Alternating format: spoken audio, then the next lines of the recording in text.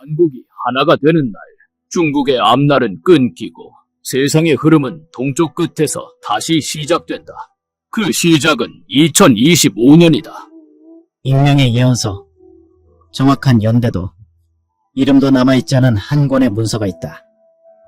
중국 남부의 한 고서점에서 20세기 말에 처음 발견되었고 사람들은 그것을 청화비전이라 불렀다. 이 예언서는 오랫동안 방치되어 있었다. 묵은 종이에 달아빠진 붓글씨로 적혀 있었고 전체 내용은 30쪽 남짓, 두루마리 형태로 되어 있었다. 처음에는 그저 고서로 여겨졌지만 2020년 이후부터 다시 주목받기 시작했다. 그 이유는 간단했다. 그 안에 적힌 몇 가지 말들이 해가 바뀔 때마다 정확히 현실과 맞아떨어지고 있었기 때문이다. 2020년 청화비전은 이렇게 말하고 있었다. 하늘의 기운이 온 나라를 덮고 숨 쉬는 것이 금지된다. 사람들은 나가지 못하고 시장은 멈추며 문은 닫힌다. 이해는 2020년이다.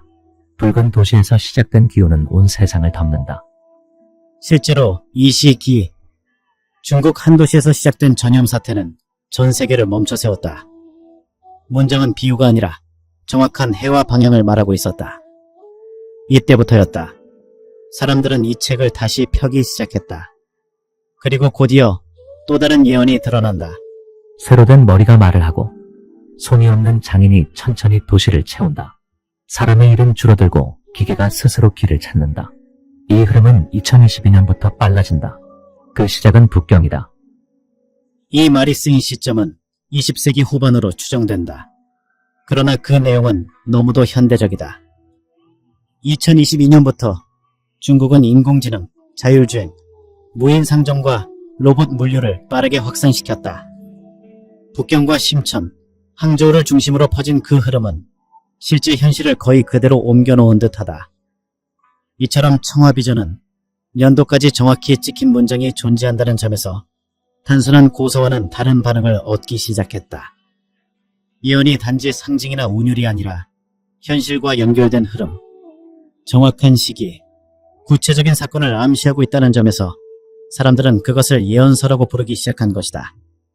그러나 그 안에서도 가장 많은 사람들의 눈을 붙잡았던 구절은 바로 처음 소개한 그 문장이었다. 한국이 하나가 되는 날, 중국의 앞날은 끊기고 세상의 흐름은 동쪽 끝에서 다시 시작된다. 그 해는 2025년이다. 사람들은 다시 이 책을 꺼내 들고 있다. 단지 맞은 일이 많아서가 아니라 앞으로 펼쳐질 이야기가 이제 막 시작되고 있기 때문이다. 2025년은 청화비전에서 처음으로 구체적인 분기점으로 지목된 해이며 그 해부터는 단순히 중국만의 문제가 아니라 한국, 한반도, 이 땅의 운명이 전면에 등장한다. 그리고 예언자는 그 전원의 시작을 다음과 같이 말한다. 기술은 하늘을 뚫었고 돈은 성벽을 넘었지만 사람의 마음은 돌아서기 시작했다. 모든 눈이 동쪽을 향하고 작은 나라 한반도에 묻기 시작한다. 이 구절은 청화비전에서 처음으로 한국을 향한 질문이 등장하는 부분이다. 이후에 나오는 예언들은 더 구체적이며 더 직접적으로 한국이 중심이 되는 시대의 흐름을 이야기하기 시작한다. 청화비전이라는 이름은 원래 예언서 안에 적혀있던 말이 아니다. 처음 이 문서가 발견되었을 때 그것을 그렇게 부른 사람은 아무도 없었다. 그저 낡은 두루마리, 오래된 종이, 읽기 어려운 붓글씨가 적혀 있었을 뿐이었다. 그러나 시간이 지나면서 사람들은 그 문서에 점점 특별한 이름을 붙이기 시작했고 결국은 청화비전이라는 이름으로 불리게 되었다. 이 문서는 1998년경 중국 광서성 구일인 근처의 한 고문서 시장에서 처음 등장했다. 시장 안의 작은 상자에서 우연히 발견된 두루마리는 세로로 적힌 붓글씨가 희미했으며 먹의 농도와 종이의 질감으로 미루어 볼 때 적어도 19세기 말 이전의 것으로 추정되었다. 종이에 적힌 글씨는 현대 한자와는 다소 다른 필체였고 일부는 고대 한자의 간략화 형태로 나타났다. 무엇보다도 이 문서는 날짜와 이름이 전혀 적혀있지 않았고 시간 순서 없이 문장이 배열되어 있어 해석이 쉽지 않았다. 그런데 이상한 일이 있었다. 문서의 일부를 번역하고 정리하던 중국의 한 역사 연구자가 이 안에 적힌 문장들이 지금의 현실과 묘하게 닮아 있다는 사실을 깨달았던 것이다. 그는 문서 속 문장 중 하나를 이렇게 옮겨 적었다. 하늘에서 흙먼지가 내려앉고 북쪽 도시에 숨이 멎는다. 세상은 멈추고 흰 천으로 입을 가린다. 이해는 2020년이다. 이 문장을 2019년 말에 처음 접한 그는 단지 옛날 전염병 이야기로 여겼지만 불과 1년 뒤에 중국 한 도시에서 발생한 사태가 전 세계를 뒤덮으며 이 예언은 다시 조명을 받게 되었다. 그가 처음 그 문장을 공개한 것은 2021년 초 중국의 한 예지 포럼 게시판이었고 이후 청화비전이라는 이름으로 해외까지 번역되어 퍼지기 시작했다. 그렇다면 이 글은 누가 쓴 것일까? 지금까지도 문서의 진짜 작성자는 밝혀지지 않았다. 다만 몇 가지 유력한 가설이 전해진다. 첫째는 청나라 말기 독일 계열의 은둔 지식인이 미래를 예견한 글이라는 설이다. 둘째는 남방 도가계의 방해인, 즉 세상과 단절된 이들이 구전으로 전해오던 기록을 문서로 남긴 것이라는 주장이다. 셋째는 명나라에서 청나라로 넘어가는 시기에 종교적 혼란기에 쓰였다는 견해도 있다. 또 일부는 외지에서 온 불교 승려가 썼다고도 말한다. 그러나 이 모든 건 추정일 뿐 명확하게 밝혀진 바는 없다. 확실한 건 하나다. 그 안에 담긴 말들이 지금의 시점에서 하나둘씩 현실과 맞아떨어지고 있다는 것. 그리고 2025년이라는 특정한 해를 분기점으로 세계 질서와 동북아 흐름의 전환이 암시되고 있다는 점이다.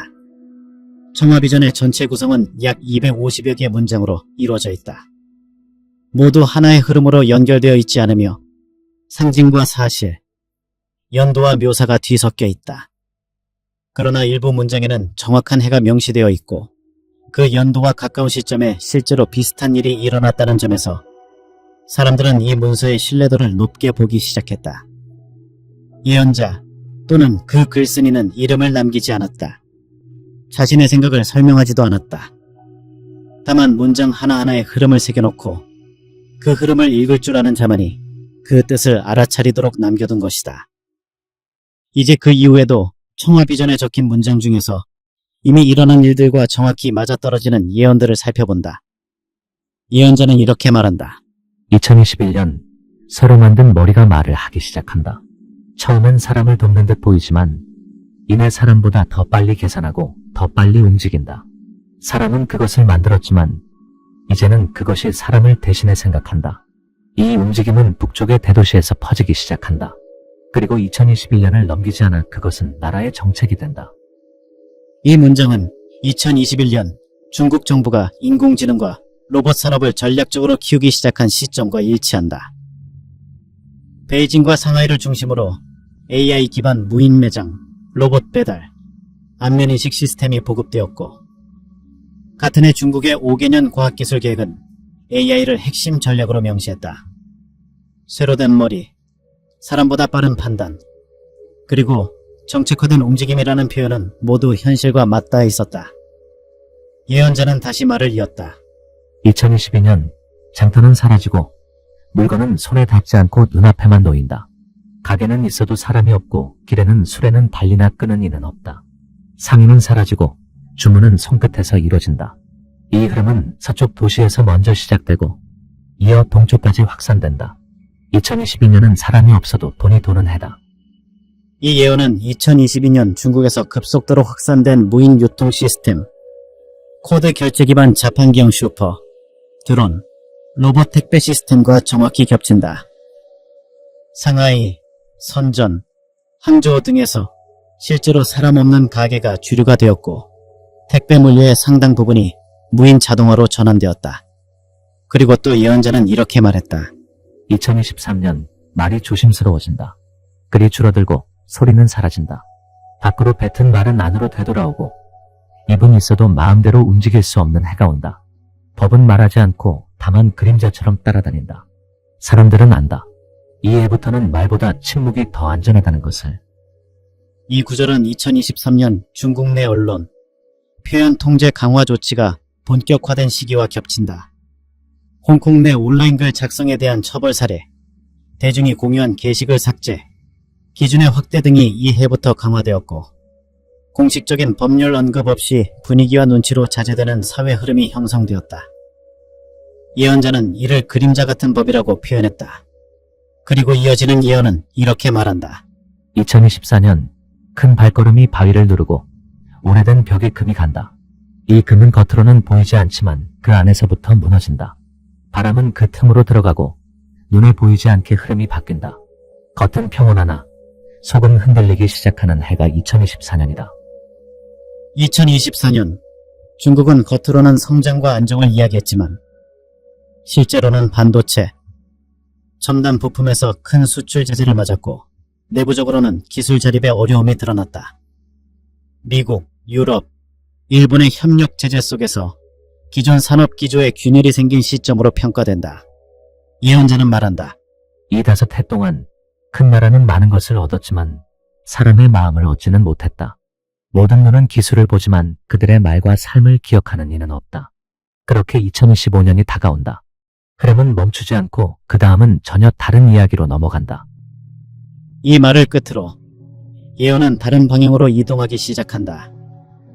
이제부터 드디어 청와 비전 속 예언이 중국을 넘어서 한국으로, 그리고 2025년 이후에 운명과 국운의 흐름으로 옮겨지게 된다. 예언자는 2025년을 지목하며 말을 잇는다. 2025년 큰 나라는 높은 곳에 오른다. 하늘과 닿을 듯한 건물을 세우고 바다를 가르는 철마를 만들며 기술은 사람의 능력을 앞서고 숫자는 모든 것을 장악한다. 그들은 말한다. 우리는 이제 세계의 중심이다. 우리는 과거를 넘어섰다고. 그러나 나는 본다. 아무도 그 나라를 마음속에서 우러러보지 않는다. 많은 나라가 거래는 하지만 믿음은 두지 않는다. 손은 잡되 눈은 마주치지 않는다. 이에 세상은 조용히 등을 돌리기 시작한다. 그들은 몰랐다. 눈에 보이지 않는 존경이야말로 진짜 힘이었다는 것을. 실제로 2025년 중국은 여러 분야에서 기술적 성장을 이어갔다. 우주 탐사, 전기차 산업, 인공지능, 반도체 자립 시도까지 다양한 분야에서 눈에 띄는 외형 성장을 보여주었다. 그러나 동시에 주변 국가의 긴장, 국제사회의 감시, 신뢰보다는 이해관계 중심의 외교가 이어졌다는 평가도 있었다. 예언자는 이런 흐름을 손은 잡되 눈은 마주치지 않는다는 문장으로 요약한다. 예언은 계속된다. 우리는 물질은 쌓았지만 마음을 얻지 못했다.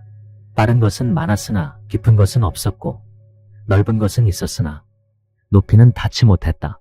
모든 것이 번쩍이지만 누구도 그 안에 머물고 싶어 하진 않았다. 그들은 높이 올랐으나 홀로 섰다. 이 문장은 예언자가 바라본 2025년 이후 중국의 내면을 보여준다. 기술, 규모, 속도는 있었지만 마음과 신뢰, 존경은 빠져 있었다는 것이다. 예언자는 외형보다 더 중요한 보이지 않는 힘을 끊임없이 강조한다.